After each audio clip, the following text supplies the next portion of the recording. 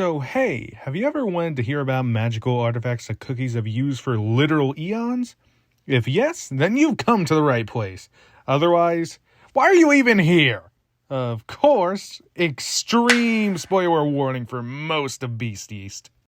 Soul Jams are made of the purest life powder. First, they belong to the Virtues. The Virtues had been made specifically to wield such powerful jewels.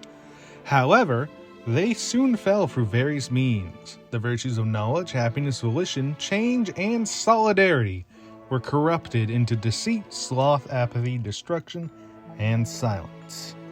After the falling of each virtue, it is said that the witches themselves struck the beasts down and sealed them within the silver tree.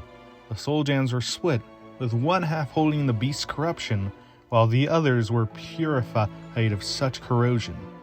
The other half being refined into the soul gems of truth, passion, resolution, abundance, and freedom, before being scattered across Earthbread. They were locked behind various trials so that cookies with pure character would end up obtaining them, becoming the ancient heroes that we know nowadays. That was kind of a quick rundown, but let's start with the beginning of the Soul Jam's history.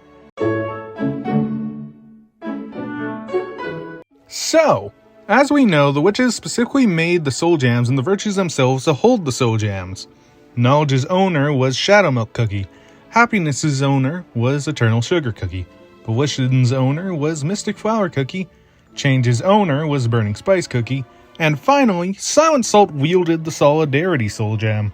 The 5 virtues were known by different titles though, such as the Fount of Knowledge being Shadow Milk Cookie, the Sugar of Happiness being Eternal Sugar Cookie, or the Salt of Solidarity being, well, Silent Salt Cookie.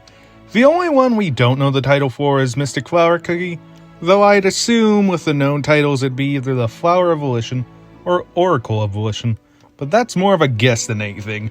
So, moving on from that, these 5 virtues spread their respective virtue across the land. However, these beautiful days of happiness and change were not meant to be. Each of the virtues ended up falling from grace and became one of the beasts we know of. Each of them fell for a different reason. She was once a kind cookie. She granted the wishes of any cookie who sought her out. Though, due to her fulfilling basically every quest she could, she got overwhelmed, and she ended up isolating herself within a cocoon, which led to cookies abandoning her. She'd end up witnessing the negativity brought on by desire. This ended up leading her to a single conclusion. The only way to relieve Cookie Kind of their suffering was to remove feeling through apathy. Which is obviously a horrible plan, don't get me started. It can easily be assumed that she caused many cookies to be filled with apathy before they either crumbled away or went on to spread their mindset, as seen with the Magister of Apathy, who went on to cause destruction like a beast we know. He was once the Herald of Change, being welcoming and kind. He'd defend civilization, help it flourish, and would guide it to become even better. He was worshipped by many different cultures and civilizations, with him getting many achievements and praises from Cookie Kind. Though the issue came up, he ended up seeing it happen again and again. Civilizations rose and civilizations fell. Cultures grew, cultures were forgotten. The only thing that stayed was him. Since he was a virtue, he wouldn't crumble to time. This wasn't just a few centuries. It's assumed he might have lived through this same cycle for eons. Imagine being there, going through the same thing again and again. I think it would drive anyone crazy. Which is exactly what it did for the Herald. Which ended up leading to his decision to do the literal only thing that would make a change for the cycle he lived through. Destruction! He began with his own kingdom before expanding to others. He ended up fostering a new culture. A culture built on destruction and violence. Though, just like how he now destroys, there's another beast that wished to destroy the ability to see the difference between truth and deceit. Alright, so we got the Fount of Knowledge to talk about now, though unfortunately, despite being the most popular of the beasts possibly, he doesn't really have that much knowledge on his past in terms of the other beasts. But there is still enough to figure out a large part of the possible story. The fount of knowledge was, of course, a cookie who spread knowledge, especially bitter truths about the world. However, the other cookies often didn't like these bitter truths, which led to the fountain utilizing sweet deceits more and more. Combine this usage of deceit with the realization that cookies were just using him for knowledge?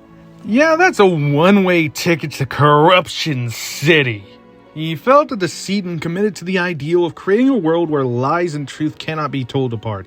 His followers ended up helping to spread such a deceit. But is it really wrong to believe something sweet as lies to gain happiness?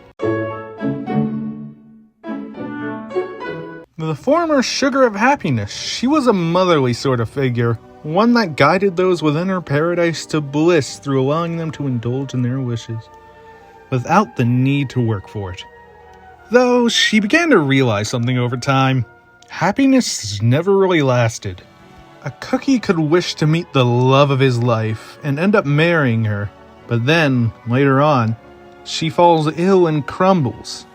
That happiness ultimately turned into misery, with Eternal Sugar Cookie watching this process again and again until she decided that no cookie should ever suffer again. This ultimately noble goal led to something unfortunately kind of horrible. She made her paradise into less of a come if you want and leave as you wish sort of thing, and more into you're gonna be happy whether you like it or not type of place. The way she did this? Quite simple, really. If a cookie entered the paradise, they'd end up getting coated in a sort of scent sooner or later.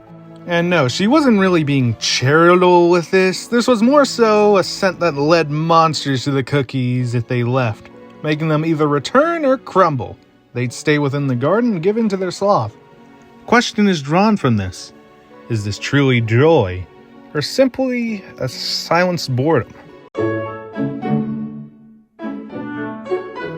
The last beast that was released, and the one I'd honestly say is the most lore out of everyone, he's the former Salt of Solidarity.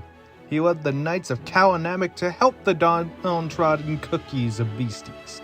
His soldiers were easily comparable to his family in a way, with the Salt of Solidarity, of course, acting like their father as Lord Commander. Unlike his fellow virtues, though, he didn't end up following due to just interactions with other cookies or through a realization on his own. It was due to the beast's very own followers. No, not you! These four are the beast's followers that only ever showed up once in the game. I'd say that's more of a blessing, though, due to how their designs are effectively just beast knockoffs. Sorry, nearly went off topic there. Anyways, the followers ended up coordinating in order to defeat the Kalanamek Knights. Through the spread of deceit, destruction, apathy, and sloth, well, mainly deceit and destruction, they ended up getting the very people the Knights protected to point the followers' forces towards the stronghold of the Knights. All the while, the Salt of Solidarity was away and talking with Elder Fairy Cookie.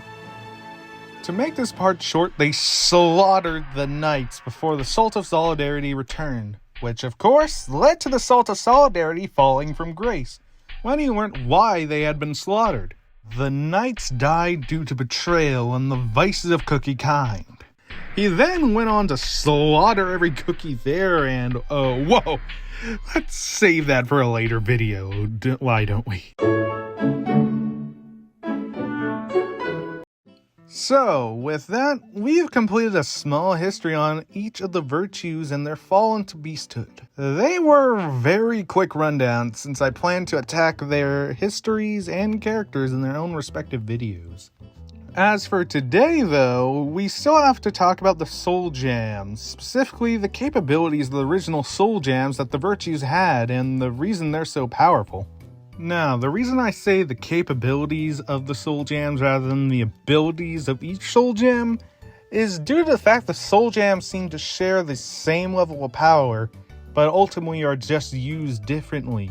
So instead of going over the capabilities of the Soul Jam, we're going to go over how the virtues utilize the Soul Jams. Also, from here on out, we will be referring to the virtues as the beasts, as we've known them as the beasts much longer, and all of these examples will be from when they became beasts. Alright, so all of the original Soul Jams seem to be used similarly in a few specific ways. First, they mainly seem connected to the first holders. They have never been seen changing holders, only ever getting split into halves, which probably heavily weakened that binding. This can be seen in how the beasts can reclaim the other half of their Soul Jam if the ancient holder ever gave them up. Such cases can mainly be seen with the Soul Jams of Mystic Flower Cookie, Burning Spice Cookie, and Shadow Milk Cookie. The exact scenes are when Dark Cacao lost hold of his Soul Jam due to losing his resolution, which allowed Mystic Flower Cookie to obtain it for her own usage. Burning Spice Cookie simply swiped Golden Cheese Cookie's Soul Jam, but he didn't re-merge them due to feeling it just be the same cycle. These two cases had the same ending factor. The respective ancients only awakened and regained their Soul Jam through reinforcing their respective embodiments.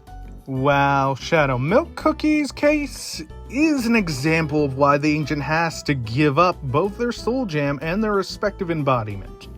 Pure Vanilla Cookie had given his Soul Jam to Shadow Milk Cookie before seemingly joining him. However, Shadow Milk Cookie never actually seemed to gain the power from the Soul Jam. The scene itself says, Yes, the very thing that has led your friends to their oh-so-tragic fall. Once the Soul Jam of knowledge, then truth, and now... It still belongs to me. What? It's mine!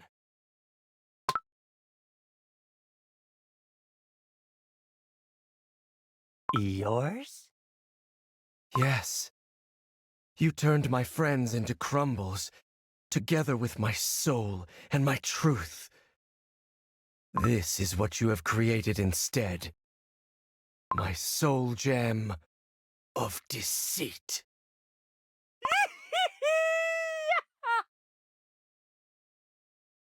Is this what you wanted? Or is it even better? Instead of one Soul Jam of knowledge, you will have two Soul Jams of deceit, and me, forever by your side. You would do that? After what I just did to your friends? Ha! It's no longer important. Now it's clear as day. There's simply no point in denying it. You and I, we are meant to be together.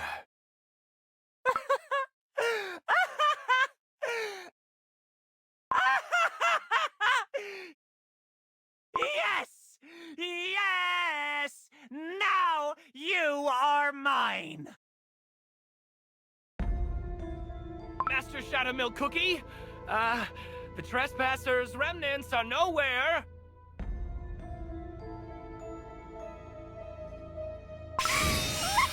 Sapphire Cookie! Shadow Milk Cookie's other realm is spreading far and wide! It's growing out of control. Huh? No, this is...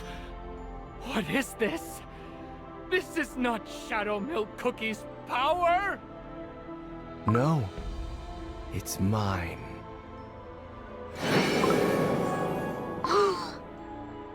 How is this possible? Only Shadow Milk Cookie can control the other realm! Precisely. Oh, we are one in the same now. Meet the other cookie of deceit. Pure Vanilla Cookie. Now our power is absolute. Nothing can stop us. No heroes or their pathetic lackeys. Not even the Guardian. Not even the witches. Ha ha ha! And besides being blatant shipping fuel for a ship I despise, the wording shows that Shadow Milk Cookie had never actually taken the Soul Jam's power. He might have assumed it, but at the end, he said, "You are mine, not the Soul Jam is mine." Or, the Soul Jam is ours, just, "You are mine," to Pure Vanilla Cookie. So this acts as evidence for the hypothesis, for a beast to reclaim the other half of their Soul Jam, they need to both have the Soul Jam in hand, and to fully break the Ancient's embodiment down. So that is one general trait for the Soul Jam. Now let's get on to the other general capabilities, which are less important. They all grant the ability to grow and shrink in size, as seen with all beasts. This would be questionable if it's just a visual, but you can mainly see it in Shadow Milk Cookie and Mystic Flower Cookie's cutscenes. The Soul Jam halves also seem to be linked to one another, as seen in multiple scenes with different beasts and ancients. Each beast knows information that they shouldn't naturally know about their other half. They can all cast illusions to an extent, which let's move on to the beast-specific uses. Mystic Flower Cookie mainly used her Soul Jam to heal cookies, as seen with her in-game skill, Whispers of Apathy, with one of the other beasts also healing, which is Eternal Sugar Cookie. This skill also informs us about her having her own realm, being the realm of apathy. Another big thing that she ends up using is the Pale Plague. She can seemingly spread it outside the realm of apathy as a fine white mist. Its symptoms involve coughing, fever, fatigue, dizziness, slowly making their dough pale, and making them wish to return to flour. Luckily, there are some remedies for the Pale Plague. The remedies are icicle grass and chocolate shoots, though chocolate shoots are an extremely difficult to harvest commodity due to turning into bamboo stalks too quickly. Alright, so she used her Soul Jam to heal cookies, make them turn to flour, and make illusions. Also infect cookies with a plague. So what are we missing? Oh right, granting wishes. This is the one random thing that she used her Soul Jam for that doesn't come up after the pre-corruption storylines. So hey, at least that proves that they are weakened due to not having their Soul Jams and aren't just faking it. Burning Spice Cookie uses his Soul Jam to make use of his own life force and become stronger in exchange, as seen with his in-game skill, Tyrant's Wrath. The upgrade also makes him unable to be debuffed and to upgrade his own power with the power of his allies. He also uses his Soul Jam for pyrokinesis, allowing him to buff allies that are fire-related, alongside making pools of lava. He's the only elemental manipulation case of any beast. Oh, and also, he's immortal using his Soul Jam. I mean, all the beasts are immortal, but he can straight up shrug off damage instead of crumbling for a bit. Though, moving on to his in-game shown-on uses, the Soul Jam seems to be used to grant many enhancements to his strength, speed, and stamina, which is likely something done with all the other beasts besides Shadow Milk Cookie, because Shadow Milk Cookie is physically weaker than the other beasts, and is overly reliant on his Soul Jam's powers. Shadow Milk's over-reliance is first shown with mind manipulation, as he turned the Silver Fairy Kingdom in his own little theater. But it can be assumed that stronger-minded cookies, or those protected with magic, can resist or full-on ignore the manipulation. This is not the reason that Truthless Recluse exists, but there is a second use that contributed to Truthless Recluse, which is memory manipulation. As seen in various scenes throughout the Shadow Milk Cookie Beast Use chapters, he could alter the memories of Pure Vanilla Cookie, though I'd say this is a bit up in the air for if only those connected to the other half of the Soul Jam can have their memories manipulated or not. Another major ability that he'd used was objectification, and I ain't talking about how those artists draw Black Pearl Cookie, the sickos. He can turn cookies into objects, which is mainly shown with how he turned the gingerbread trio into chess pieces and cards. Though that's about all there is to talk about with Shadow Milk Cookie. Now, get out of here, Jester! With Eternal Sugar Cookie, we mainly get to see her use the Soul Jam to make those in her Garden of Delights lazy and slothful. And I don't mean you're simple, I don't want to cook tomorrow, so maybe I'll take takeout. I mean, I'll let the fruit fall into my mouth and not do anything for the rest of my life. Part of the usage seems to require convincing if the target has a strong will or ability. Though there is a way around this. Anything that's sour or tart can shock someone out of this trance. Another minor ability that Eternal Sugar Cookie used the Soul Jam for? She can transport people straight into the Garden of Delights when they're not even near Beasties. She straight up yanked the citizens of Hollyberry Kingdom into the garden. Honestly surprised she didn't just clap her hands to force Hollyberry Cookie back into the garden. Silent Salt used his Soul Jam to summon spirits, which is heavily showcased in his story, but also in his ability with him summoning Nox Black Salt. A character that has long hair, hates someone that is like him, and rides a horse. Where have I heard that before? 폭풍과 함께 사라져라! There's not actually that many ability that he shows in the story that isn't shown with his in-game ability. We're only shown one of its weaknesses. It seemed that Silent Salt Cookie couldn't understand the spirits he summoned until Salt Cellar Cookie returned. Only the 4 beast knockoffs were able to talk like Salt Cellar Cookie. While he did seemingly do a Curse of Silence even after it's undone, the Knights of Kalanamic could not be understood.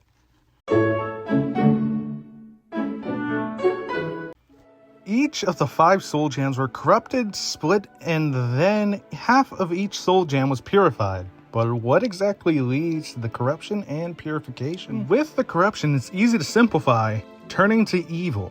But Silent Salt Cookie kinda disproves that factor altogether. So, what would be the root cause of corruption? Simple. Overindulging or perverting what the virtue is supposed to embody. Happiness and change were overindulged in, with happiness becoming sloth due to Eternal Sugar Cookie overindulging in happiness without any struggle. Change became destruction, as Burning Spice Cookie became obsessed with change, to the point of destruction to make that change happen. While knowledge, volition, and solidarity were perverted, the knowledge that Shadow Milk Cookie spread was broken down into deceit after his own worldview had been altered over a long period of time. The volition of Mystic Flower Cookie was drained into apathy due to slowly losing her care for anything. And solidarity was shattered into silence, as the very cookies that Silent Salt Cookie expressed solidarity with ended up betraying him and the Kalanamic Knights.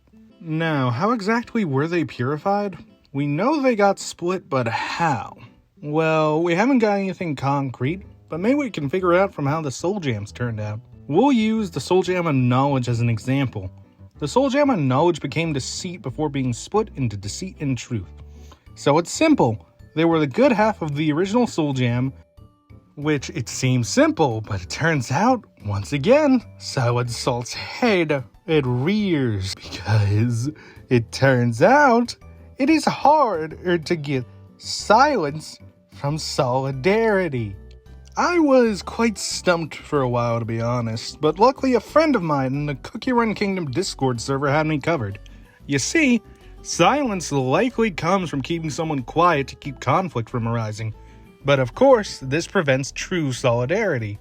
Freedom will come from free expression in a way that you can be unified. But yeah, past that we don't really know the exact spell or ritual done to purify the Soul Jam halves. Sorry if that seems like leading you on with how exactly were they purified, but we can assume things from how the halves behave. For starters, the good half of the Soul Jam possesses a light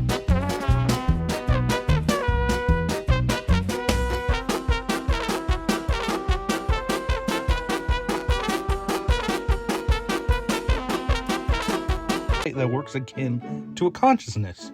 This light will only speak to the ancient when they are fulfilling what the Soul Jam embodies.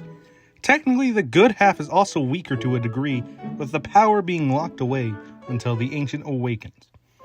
So, the purification only seemingly did two things besides remove the beast's influence. Though, now we should probably move on to the successors of the beasts.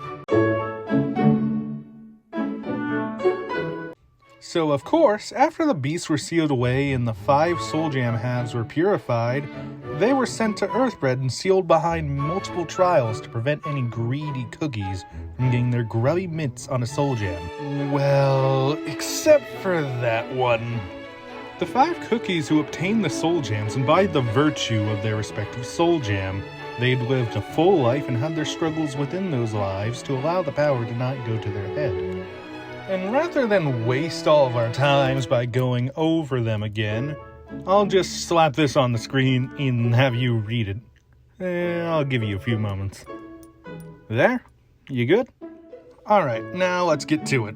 Just to warn you before we get into this, we will not be going past the moment that each agent gained their Souljam. This is both for my sanity and the duration of this video, because I do not want this to go past an hour. But yeah, I'd also rather do a full video on them later on, rather than dumb down their full lore here.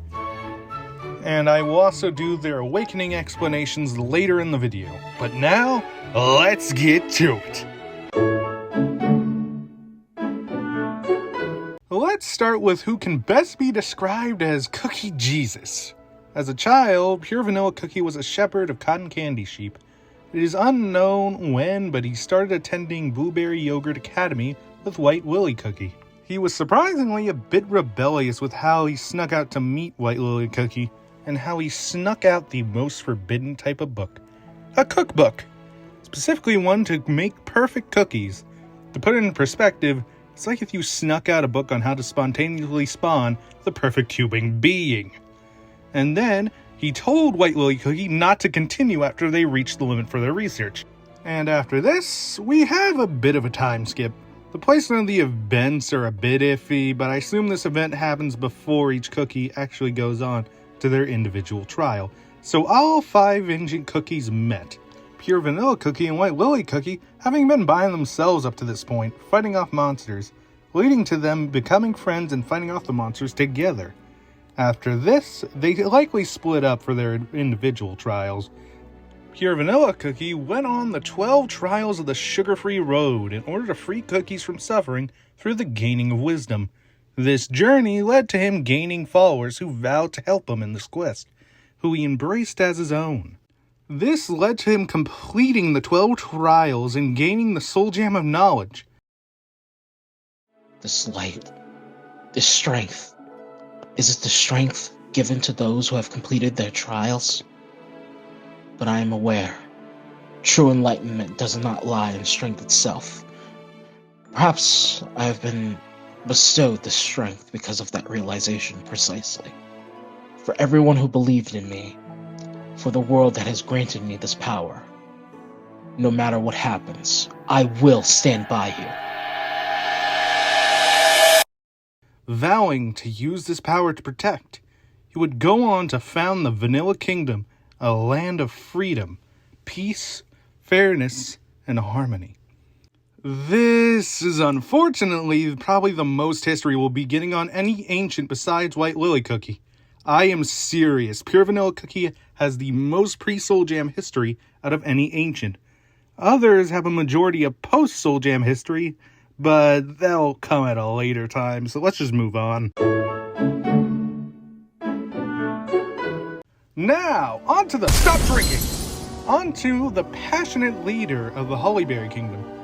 As a kid, she always strived to protect others, with that passion she put into protecting also causing others to rise with her. It's basically just the same with how it happened with Pure Vanilla Cookie afterwards, though she was with Golden Cheese Cookie. After she had a hearty laugh with new friends, they went their separate ways. She went on to fight off monsters that were attacking many berry cookie families. The issue being that these families were houses. A bunch of rich snobs that would probably rather close the blinds on you as you were getting mauled by a horde of cake hounds to return to their dinner party. Luckily, after much effort, Holly Berry managed to both drive off the monsters and unite the berry families into one. This first was the Holly Berry Union, but then it ended up becoming the Holly Berry Kingdom. Along the way, she obtained the Souljam of Passion. Everyone, thank you for trusting me and following my lead. All berry families have become united under the banner of the Berry Union. Berry or not, it doesn't matter. Anyone willing to share a glass of berry juice is a friend of mine. And I, Holly Berry Cookie of the Holly Berry Union. No, the Holly Berry Kingdom. I hereby declare I will always be the shield for everyone I call my friend. Alright, cheers! She then led the Holly Berry Kingdom, a place that's full of fun and drinks. Lots and lots of drinks. I thought I told you to cut that out. This monstrous sword-wielding cookie is Dark Cacao Cookie, and he was alone when he first met the other ancient cookies. He also didn't know how to laugh at this point. Obviously, this was a much bigger issue than the monsters they were about to face, that could probably tear them limb from limb. His trial was related to the twin dragons. He had come to investigate the weather anomalies such as black lightning and dark clouds.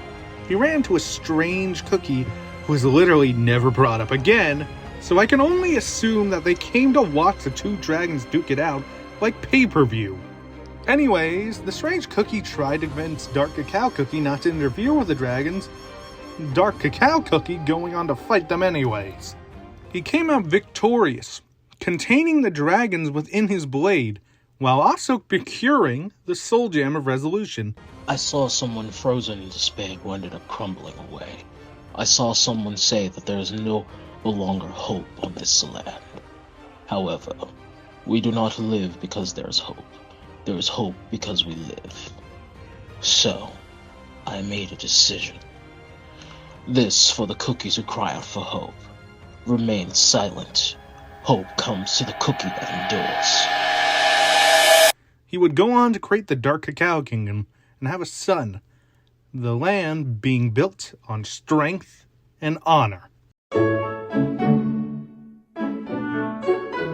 And here we have a gleaming example of why greed isn't always so bad, with Golden Cheese Cookie. I will not be going with the idea that Golden Cheese Cookie hatched from an egg. You ain't fooling me, Goldilocks, I know those wings are fake. Anyways, she accompanied Holly Berry Cookie when they met the other ancients.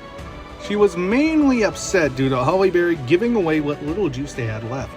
But despite this, she went on to get along well with the other ancients. Her hunger for treasure is what led her to her trial. She went towards the old ruins and ran into a big cheesebird. She was told there wasn't any treasure left, only monsters. But risk comes with treasure hunting, so she went forth for her treasure. She would end up finding the Souljam and gaining the power from it. Her greed fitting the Souljam of Abundance well.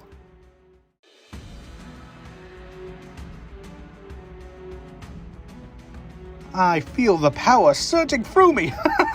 So, this is the legendary power. I told you so! I told you I'd find it! I will become the richest cookie in all of Earthbread! You showed me the way, didn't you? I didn't forget how you helped me. Alright then. You can be my subject.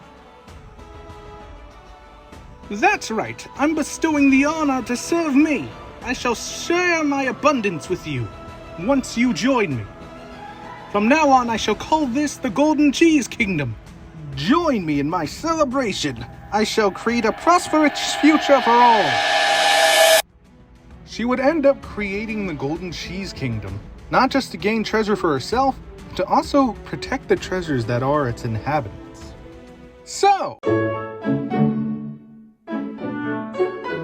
what do you get when you combine the urge to learn with the habit of accidentally causing massive problems? You get White Lily Cookie, of course, which, no hate to her, but she has caused a lot of issues, even before she reached enlightenment.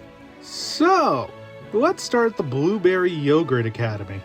She studied in how to make cookies with pure vanilla cookie, of course, breaking many rules. However, pure vanilla cookie knew when to call it quits.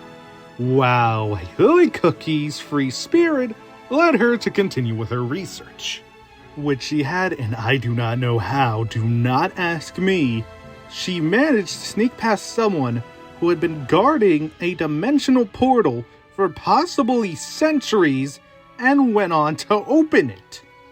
Which, of course, led to the destruction of the academy itself, with the staff of said academy becoming spirits tied to its ruins. Wow, great job messing that up, White Lily Cookie.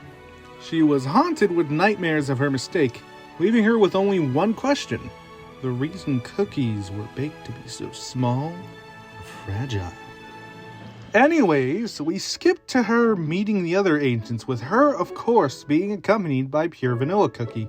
Though, out of all of the ancients, she didn't actually speak that much. She has like 2 lines of dialogue and that's it.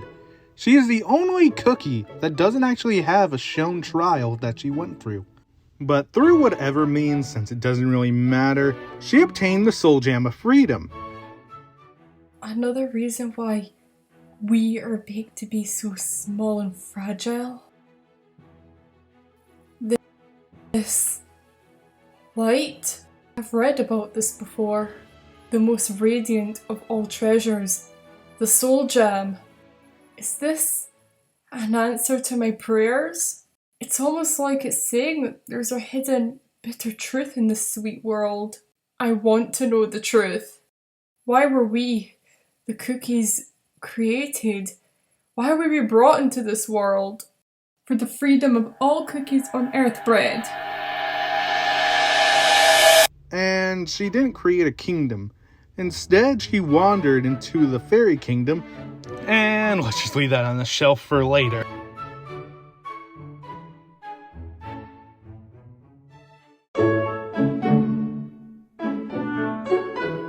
And there we have it. All of the ancient cookies' pre-Souljam history. Unlike the beasts, they gained their powers instead of simply being baked with it. Honestly, compared to the beasts, the ancients don't really show off that many unique abilities. All of their uses of their Souljam are similar, and there's only really a little to go over with each unique usage. To start off, they're a power source like the original Souljams. Might not be endless, but it's enough to melt a poor child's scanning equipment. But they aren't just a source of power, they boost existing powers. That's how we got the souped up powers from Pure Vanilla and White Lily. For those that don't possess power, the Souljam still grant them souped up strength and the ability to manipulate its energy to do many things.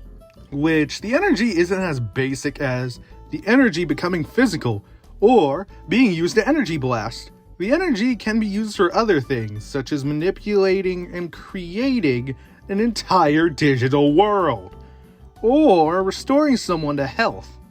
Another minor ability of them is eternal life, aging free life, as I assume they can still be crumbled if you hit them hard enough. Basically, just a holdover from the original Souljams. Finally, the Souljam scene protect the user in a way, as seen with how White Lily's Souljam shattered while carrying her soul within it during dinner. And when Pomegranate Cookie attempted to utilize her magic in Thrall Dark Cacao Cookie, it instead made him go berserk. Most of these abilities are basically just weaker variants of the original Souljam's power. They never do anything massive aside from Golden Cheese Cookie's virtual world, and when they do, it's often something that's a one-time trick, or unrelated to the Souljam itself. Though, that's all there is to speak about for the abilities of the Souljams themselves. Now, let's move on to...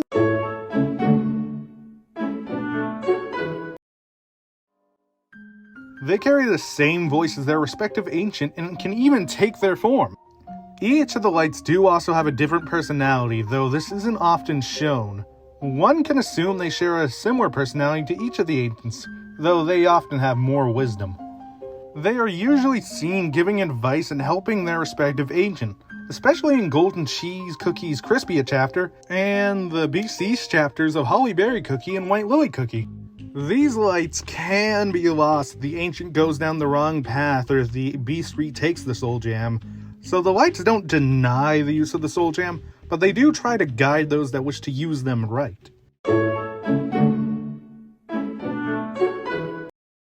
The long, destructive Dark Flower War was over on the day of the final confrontation between Pure Vanilla Cookie and Dark Enchantress Cookie. In order to stop the Dark Harbinger's advances and to protect the hero's Soul Gem, Pure Vanilla Cookie resorted to a great sacrifice. The clash of the two great powers sent ripples across the world, its denizens, and Soul Gem itself. The light of the Soul Gem started scattering across the skies. Falling like rain, those who witnessed the event claimed it to be the most beautiful sight they had ever seen. So, basically, the Soul Gem was fragmented at the end of the Dark Flower War. Seeing as the ancient Soul Gem appears in game still, and Hollyberry herself has said the power within her Soul Gem had shattered, but regained over time. The fragments do still hold power. Of course, it's not equal to a full Soul Gem, but it's still enough to make the cookie you're going to want to use it against sweat. This is mainly shown with Clotted Cream Cookie going to retrieve all the fragments. It's likely that Dark Enchantress Cookie has quite a few fragments in her hands as well for her own usage.